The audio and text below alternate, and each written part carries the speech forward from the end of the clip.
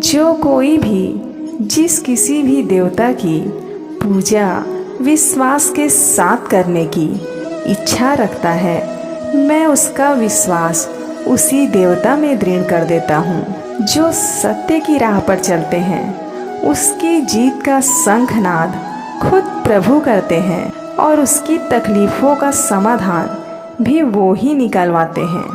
जब जल गंदा हो तो उसे हिलाते नहीं हैं बल्कि उसे शांत छोड़ देते हैं, जिससे गंदगी अपने आप नीचे बैठ जाए। उसी प्रकार जीवन में परेशानी आने पर बेचैन होने की बजाय शांत रहकर विचार करें, हल अवश्य निकलेगा। मनुष्य का मन इंद्रियों के चक्रव्यूह के कारण भ्रमित रहता है, जो वासना, लालच, आलस्य जैसी बुरी आदतों से ग्रसित हो जाता है। इसलिए मनुष्य का अपने मन एवं आत्मा पर पूर्ण नियंत्रण होना चाहिए। संसार में तुम्हारा अपना कोई नहीं है, सब अपने स्वार्थ के कारण ही तुमसे जुड़े हुए हैं। और जब तक आदमी को इस बात का एहसास नहीं होता है, तब तक उसने परमात्मा के प्रति प्रेम और विश्वास नहीं उत्पन्न होता है।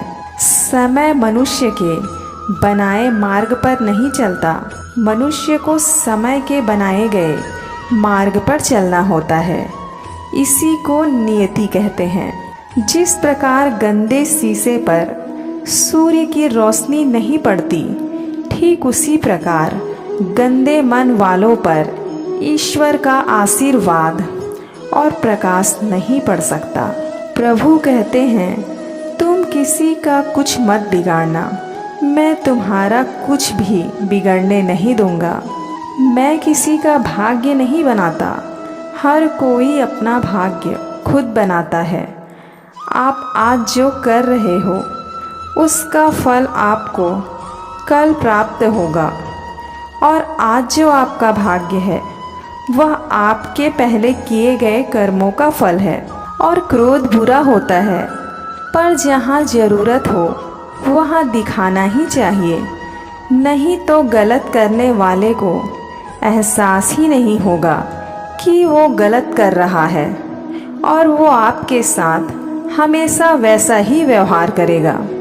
और हम सभी संसार में अपना किरदार निभा रहे हैं।